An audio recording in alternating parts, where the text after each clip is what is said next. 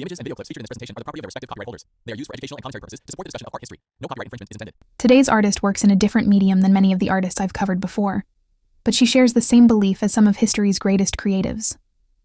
Art should be more than just something beautiful to look at. It should tell stories, challenge ideas, and spread a message. Today we're looking at someone who truly embodied the spirit of punk and living freely, Vivienne Westwood. Vivienne Westwood was born on April 8, 1941, in Glossop, Derbyshire, England, to Gordon and Dora Swire. In 1958, her family moved to Harrow in Greater London. From a young age, Vivienne showed an incredible creative energy. She often said she felt like she could make anything with her hands. She enrolled in a jewelry and silversmithing course at Harrow Art School, but after only one term, she dropped out. As a working-class girl, she couldn't imagine making a living as an artist. Instead, she chose a more practical path, working in a factory while studying to become a teacher. Even then, creativity remained part of her life. She continued making jewelry and sold her pieces from a stall on Portobello Road. In 1962, she married Derek Westwood and, naturally, designed and made her own wedding dress. The following year, they welcomed their son, Ben Westwood.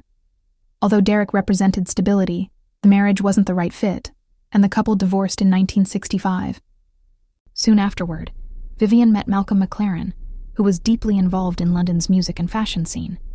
The two moved to Thurley Court in Clapham, and, in 1967, welcomed their son, Joseph Correa. Vivienne continued teaching until 1971, when she and McLaren opened a boutique on King's Road in Chelsea. At the time, many young people were growing tired of the fading hippie movement, and their shop offered something completely different. Bold, rebellious, and unapologetically provocative, the boutique quickly attracted attention.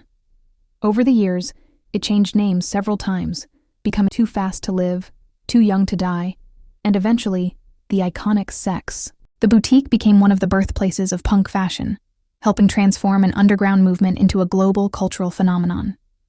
At the same time, McLaren was managing the Sex Pistols, and many of the outfits Westwood designed for the band became defining images of punk culture. By 1976, punk had exploded across Britain, and the influence of that small shop on King's Road could be seen throughout music, fashion, and youth culture around the world. As McLaren devoted more of his attention to managing the Sex Pistols, Westwood began questioning whether she wanted to continue running the boutiques. McLaren encouraged her to launch a runway collection under her own name. Westwood decided to draw from historical fashion, particularly the Victorian era, 18th century dress, and the clothing of pirates. Westwood debuted her pirate-inspired collection in 1981.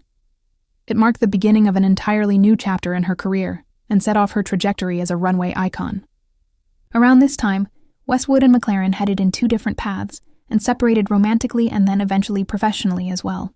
No matter what style she explored, her talent was undeniable. Throughout the 1980s, she proved she was far more than a punk provocateur. She was an exceptional couture designer.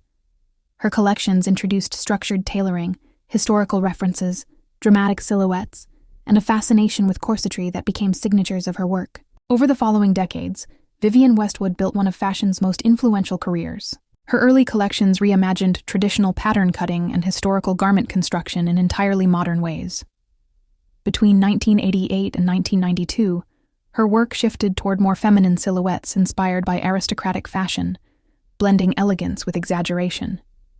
Throughout the 1990s, her collections fused all of her favorite influences, history, impeccable tailoring, playful colors, and expressive shapes, into a style that was uniquely her own. By the early 2000s, her designs became more refined, but her purpose became even stronger.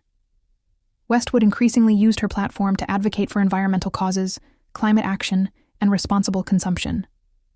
Her now famous message, "Buy less, choose well, make it last," became one of the defining philosophies of her brand.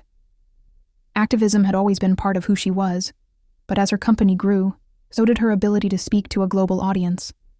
During the final decade of her life, the Vivienne Westwood fashion house continued producing beautifully crafted collections while expanding its environmental and political advocacy. Her longtime husband and creative partner, Andreas Kronthaler, became increasingly involved in designing the collections and eventually stepped into the role of creative director. Vivienne Westwood never simply accepted the status quo.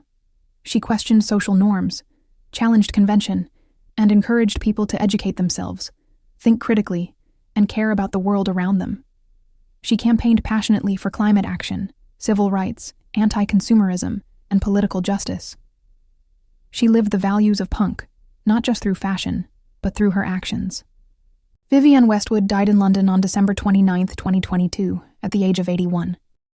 Today, Andreas Kronthaler continues to lead the creative direction of the brand, while her sons, Ben Westwood and Joe Corey, continue aspects of her activist legacy and help preserve her archives and influence. Vivienne Westwood left an extraordinary mark on fashion, art, and culture.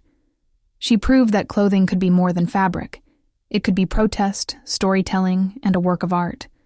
That is why she remains an artist worth studying. Thanks for watching. If you enjoy learning about art history, please like and subscribe.